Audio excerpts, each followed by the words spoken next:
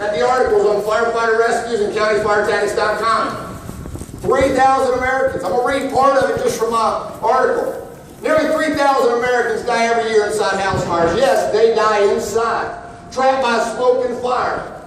We, the fire service, swore to protect, and the public expects us to be trained and ready for entry.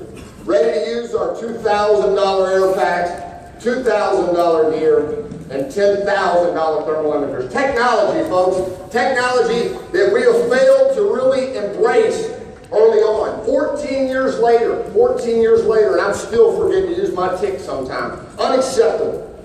Completely unacceptable. I attended FDIC for the first time back in the 90s and was fortunate enough to hear Bob Preston speak on the big stage about how many Americans, 1,000, could be dying each year because of lack of trained firefighters. That's right, a lack of trained firefighters, not understanding how to read the building, given a chance of survivability, and possibly put the civilian before yourself, putting them first, because that's what they think you do.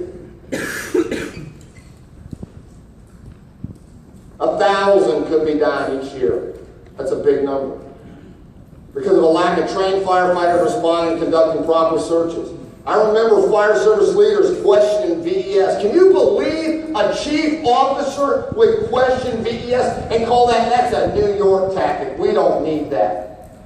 Anybody heard that? Raise your hand if you heard something like that. That's the FDNY. Raise your hand. Hold it up. Raise them up if you heard. Raise them up and keep them high. Look at that. That's disgusting. FDNY has been saving people since before my dad was even born from fire because they put the civilian first, not themselves, questioning VES.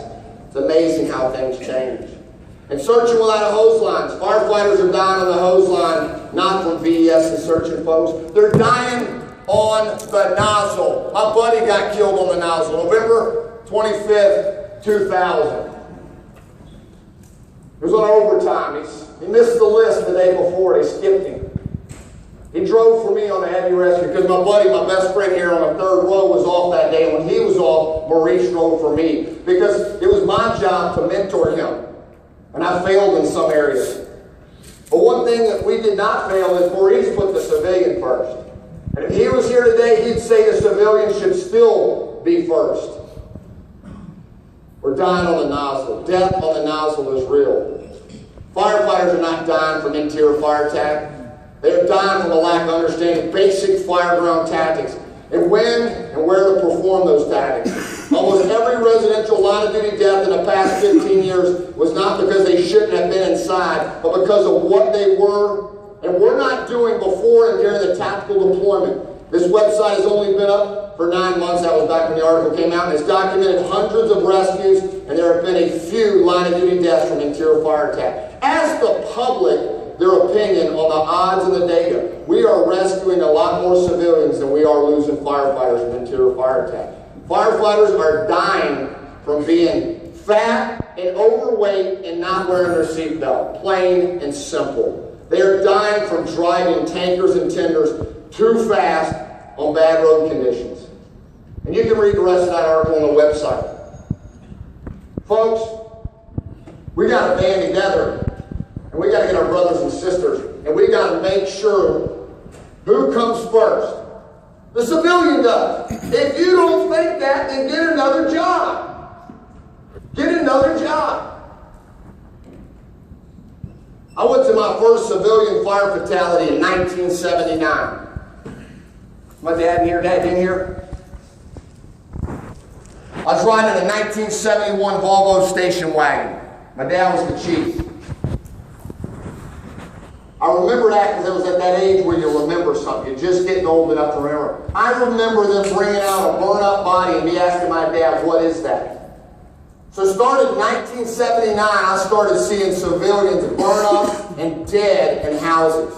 My number's somewhere around 50 right now. 50 civilian fire fatalities that I've experienced personally in my career. I didn't grow up in the South Bronx. I didn't grow up where my dad did in low-income housing on the south side of Chicago. I grew up in Gulf Breeze, Florida. Gulf Breeze. I worked in a suburban county.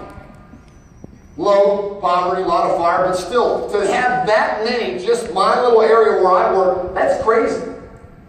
That's crazy. We are saving a lot more civilians that are dying. The numbers in the single digits, and I studied, you can take this to the bank. I studied every death on the interior of a private dwelling since November 25th, 2000. Every single one of them since my buddy died, and honoring him. Every one. Every single one of them, we were doing our job. We just failed to give the people that were on that hose line the understanding of flowing water. Or my friend Steve Robertson says, operate like a bulldozer. Flowing and pushing like a bulldozer. And as you're pushing everything out of the way. And if you're flowing water, what are you doing? You're putting fire out, plain and simple. I was in Colorado back in September. Shannon Stone, Matt Scown, and J.J. Cassette and I went to Del Norte, Colorado to teach a class. We had a small little one-story ranch. We packed this room with a couple of couches, a bed, a lazy boy. We loaded it down. If you all was here, Steve Kerber and Dan Madwikowski, very sharp, intelligent individuals. I have studied and read everything they put out. If you have been directed to study the UL test in my battalion, please raise your hand. If you've taken a thing, raise it and hold it up. Raise it and hold it up. There's probably about 12 hands up here. My entire battalion was forced to train. I believe in that stuff. But I also believe in my 26 years of experience, plus my years before that of just going to fires and sitting in my dad's Chiefs vehicle and watching them burn. I got to make the two mix. Plain and simple. We have to understand flowing water. So we get back and we talk about that house in Del Norte, Colorado. We lit that thing off, man, had more megawatts could have flashed over this whole room. Who knows what it had? Literally, I bet you it had 15 megawatts. Cranking fuel load. Massive heat release rates. We lit it off. I was on the nozzle outside. Matt's down backing me up. Doorman, backup team, rig team, nozzle, all that stuff. Everybody's outside. I put on a brand new Carnes 1010 helmet. Brand new white Carnes 1010 helmet. Never been in a fire. They lit it, we let it burn, they watched it through these windows, literally go from flame to just blacked out. Couldn't see your hand in front of your face. Zero visibility. It's coming out the front door, churning, man. I mean, you can literally look like black cotton candy. Can you imagine black cotton candy coming out the front door? I opened up the American tip. I'm sorry, Captain Kevin's story, but I opened up the American tip, 7/8, 63 pounds nozzle reaction, flowing over 150 gallons a minute, and I opened that nozzle and I never shut the damn thing down. I pushed down a 15-foot hallway with a great backup man, and I was flowing as I was going, working at 150 to 165 gallons a minute, 2.5 gallons per second. Never saw the first fire. Didn't see the first orange bit of glow. Pushed in, just went into the living room, family room area, just knocked it down, smoke lifted. Everything in the room was incinerated, was gone. I never felt the first bit of heat. Walked outside, I took a rag and I wiped my helmet off, and you could never tell it had been on fire. Why? Because water on a fire is critical. Write that down. Water on a fire is critical. It's very critical.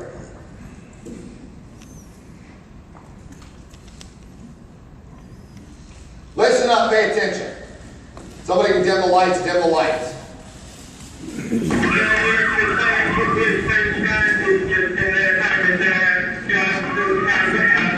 Right there, walk through the spring, you'll see fire blowing up the Bravo side. Heavy fire on 3 ways, right there.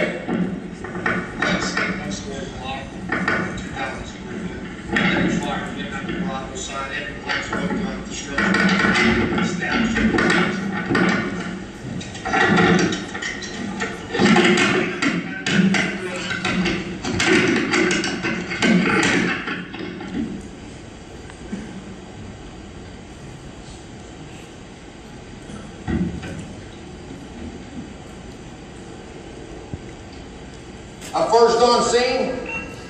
What am I going to do? What's my job as the first arriving soldier firefighter? Rescue. Put on my gear. Wear my gear since I'm in a Chiefs car. Unacceptable when Chiefs go to fires and they don't put their gear on. Completely unacceptable.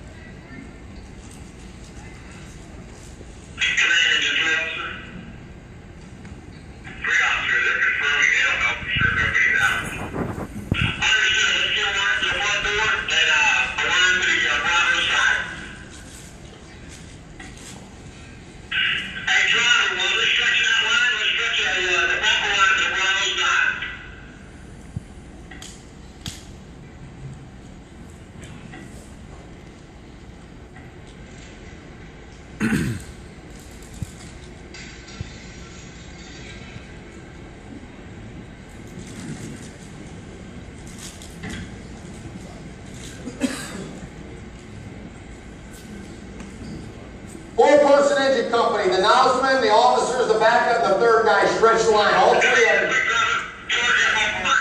to the front door.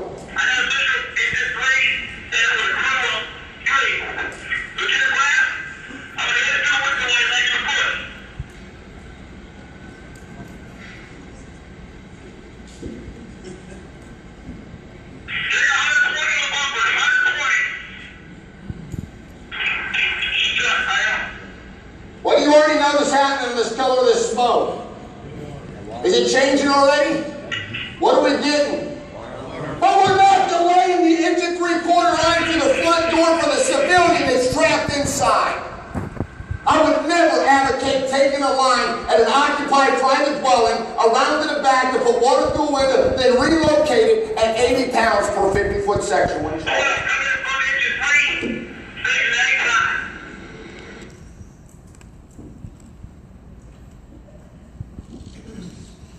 I don't have time to share that whole video. But we deal with my foundational tactics were taught to me out of the Freed book that my dad gave me from the 70s. We focused on the first line first, and we did. 3 out of the 4 people, they took that line to the front door. Great crew, mask up. They are not being delayed. Get that line inside to stop interior fire spread. And while that's going on, the driver's just, instead of standing there waiting, he's multitasking. He takes that bumper line, he gets it down to the B side, he sets it down, goes back to the pump panel, charges that line to the front door, charges the bumper line. I come around, you say, "Where's your IAP?" You know what that stands for, right? Incident Action Plan. My incident action plan is we're going to get water on the damn fire with a nozzle from the inside. Based on it's a private dwelling, it's already self-vented, I know. And as they're masking up right when they're about to make entry through the front door, I give it a blast of water on a straight stream right off the ceiling within 3 foot of the lintel, so I know that if some crazy reason the fireman had ran into that room, then the stream would not do what? Hit their mask or home. Because as long as you flow that water at greater than 45 degrees within 3 feet of the top head of the window, you know even if a fireman was standing up in that room, you wouldn't knock their helmet or mask off. I want to show you one more video. I wish I had more time with you, but I don't, because there's more important people to speak to you today.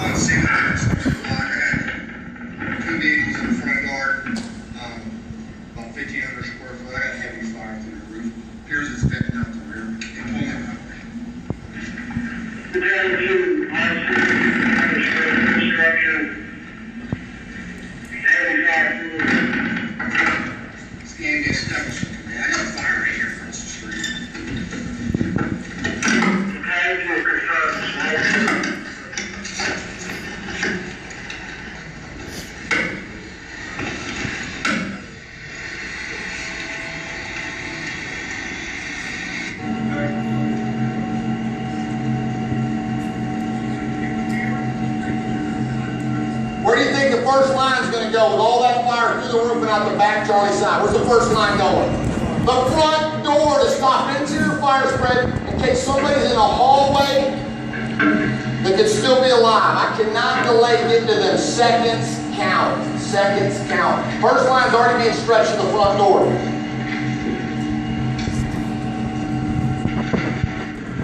What do you see being stretched to the Bravo side? A second line. You see any resemblance between the 2 fires? 2 lines. First one's getting inside to stop that interior fire spread. Second line is going to possibly do what from the outside? Shoot water inside, right? But without delaying that interior attack line.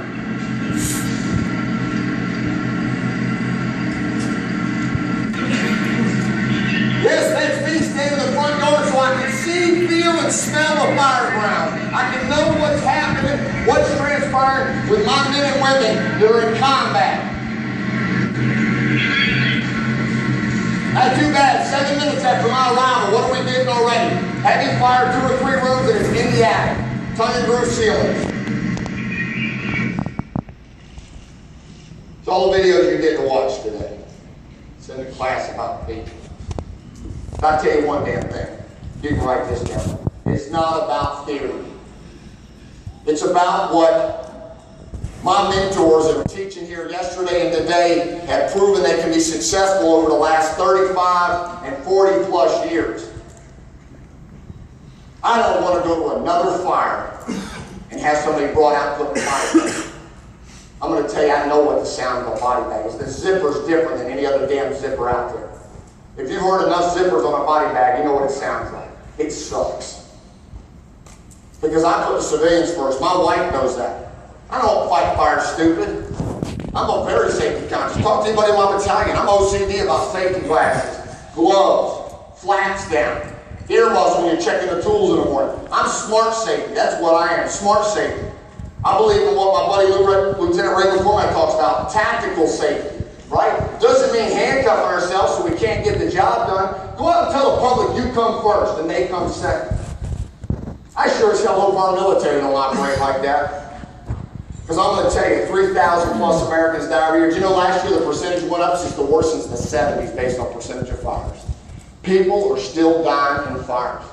We're making rescues. Just go to firefighterrescues.com. That's the good side. I challenge you to have the courage to be inside, go to a fire, and I'm there. I can make a positive impact on the civilians and the public. They tell me thank you when I'm sitting at a restaurant, and the waitress comes over and says, hey, the couple just left, they bought your bill. They said thank you for serving in the fire department. Why don't you join the 5% club? How many of you think you're in the 5% club? Raise your hand. How many of you feel like you're in the 5%? How many of you feel like you're in the 1% club? Why are you here? I hope all of you are in the 5% club. I truly believe the American Fire Service is 1 to 5%. I say 1, my wife said that's negative thinking, so I gave her 5. 5% that really think about the fire department coming and going, right? 5%. My buddy Jason Martino, 20-some years ago, Pensacola, 1971, chiefed in 100-foot aerial downtown Spring Street. Great times, man. Private dwellings, largest lawful life, 3,000 plus a year. Highest percentage of fires, largest number of fire fatalities. Kendall Bryan, Maurice Bartholomew, Oscar Armstrong, Stephen Solomon, Brian Carey, Matt Burton, Scott Desmond, San Francisco, Toledo. Guy that died in Toledo was in our class in Bowling Green, Kentucky. But it hits home when you read about somebody you trained and then they die in a fire. And guess what he was on? I believe that the nozzle firefighter was truly able to flow and was flowing over 150 gallons a minute. Not one of them would be 6 feet under. I think they'd be here.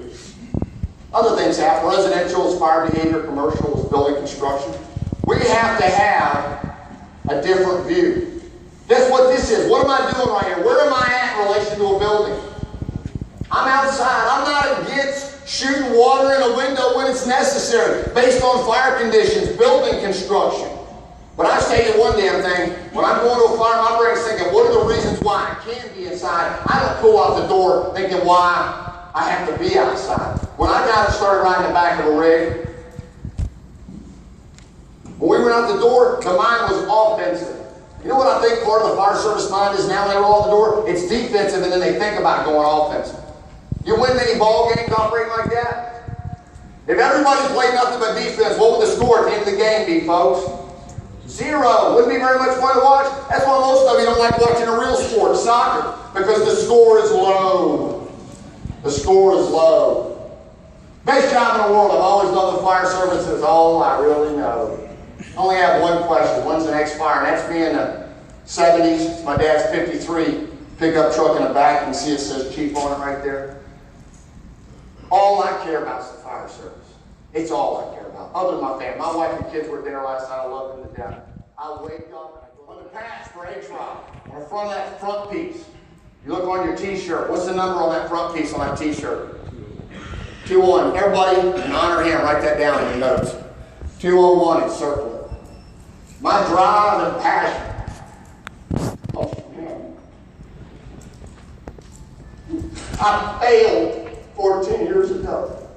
I can't go back one day before he died and train him to flow water like people trained me. I was taught in the 90s how to do it, and I failed. You know what? You can take today and move forward. I can't go around and say, let's don't go inside, we might get hurt. I got to make sure I train everybody else. And I tell you what, I don't care if I piss you off as long as it keeps you alive. Now, day goes by, but I don't think about it. I've just come to terms that I have PTSD on a minor scale, nothing like our soldiers, because of him, because I know that every day I wake up and I want to make the most out of my day, training my firefighters and the American firefighters, because he should have been in that house. It was a chicken shit fire. One room of fire on the Charlie Delta side. One room of fire. I just failed, we failed to explain the bulldozer mentality, flowing water, get the nozzle to the seat of the fire. Don't say anything, just raise your hand if you would bet a steak dinner, you know what fire this is. Raise your hand. Raise your hand high. Raise your hand high, hold it up. Look around, Captain Justin. 1, 2, 3, maybe 4. That's unacceptable, guys. You should know this fire. It's over Illinois, man. I should show you a picture of just about any residential building where a brother dies or a sister dies. I should be able to show you the lay log, squirrel nest, Costa. It don't matter. I should show you any one of them houses. You should know where the fire was. There's not that many that you can't study them. Right here, do I think on 2 lines should have been stretched? You damn right. One down the B side, put water on the fire. I still think the line should have went through the front door. I just think it should have been a different line, and it should have been flowing to put water on that black smoke so it doesn't light off. And we got to control. I'm not knocking. I'm here to teach, man. I'm here to teach. I call a spade a spade. 2 guys here, 2 guys here. That's 4, 5, 6, 7 guys. Those 7 guys need to focus on getting 2 lines before they start giving it oxygen and all that. This picture right here is about 10 years old. Raise your hand if you've been in my gallons per second class. I started teaching gallons per second in 2006 at FDIC. In 2006, I was talking about shooting water in windows from the outside. I got Captain Justin, my mentor, that knows I believed in it back since before then. But the problem is, we went from trying to teach people when to do it in a seminar in an 8-hour class talking, to now these people are doing it based on some video or theory, and they're going to fires. Don't think it's not happening. It is. Fire departments now, based on what they see on Facebook, which I think ought to be outlawed now, are pulling up on like 2 fires I just showed you, and guess where they're taking the first line, and only 1 line's being stretched. Around back, because they think that's the best thing to do. So they go around back, they shoot the water in the window, and how long does it take to get that line back around front and come inside and get that fire traveling down the hallway? So I think we ought to evaluate our tactics in private dwellings. It might need to be a 2 lines. One goes to the front door so they're masking up, not delaying, and a second line can go around and maybe shoot some in. But we can't delay getting that line inside. I don't have time to tell you a story about this fire, but I was in command. Lines inside, they got 4 rooms of fire. It's heavy fire, man. I'm talking about, literally, I'm not kidding you. I know the megawatt system. There's probably 5 megawatts per 10 by 10 bedroom. Unbelievable fuel loads in this place. A hoarder conditions house. 2 lines couldn't make it down the hallway, great crews. I left 1 inside, holding the hallway in check to protect while they're searching this. I backed the second line out. I tell them to put it on a straight stream about whatever this fire was, 10 years ago. Where's that stream going? It's a straight stream, off the ceiling. As soon as they knock that fire down, what do you think that crew inside now is able to do? Push down the hallway and get that room on the left that they can't get with that stream from the front yard. It's not because we don't want to go inside. Dress for the party, guys, ladies. You got to wear your gear. I don't care if it's 95 degrees in August in Pensacola. You'll wear your bunker gear. Plain and simple. What do you think? I definitely believe in science and studying, but also believe we can't take our mentors that have proven something that works for 40 years, throw it out the window with the bathwater, and just start changing our SOGs. And yes, there are many departments that are already saying first water in all fires got to be applied from where? Did you know that that's a factual statement? So we went from one extreme, stubbornness, to now we're all the way over here. And I'll tell you, I've changed my tune on social media. You know what? I'm really pushing hard for the interior. Just a few years ago, I was going around teaching people to shoot water in the windows. But I know that I've got to make sure that we don't get so far in right field that we'll end up in the middle where we need to be, right? It's like there's 3 types of extrication. There's firefighter extrication, there's paramedic extrication, and there's the right way. The firefighter way is cut the roof off all the doors, roll the dash, and tunnel through the trunk. The paramedic way is just snatch them and get them out so the firefighters don't get all the glory. The right way is based on patient care, is it not? And the time when you can get them out. I'm going to leave you with this.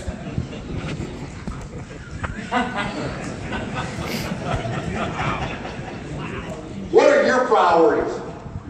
My priorities were the fire department and soccer. I grew up here on this beach, surfing, long hair, man. I spent a lot of money maintaining my hair, my dad did. Hair down on my waist all the way around, I still have it. They cut it off, it's about this long, it's in a K-Swiss shoebox. But when I graduated high school, what did I want to be? I wanted to be on the Pensacola Fire Department. And I didn't want to go to a local fire academy, I wanted to go to the Florida State Fire College. So I cut all that hair off because my priority was not my hair anymore.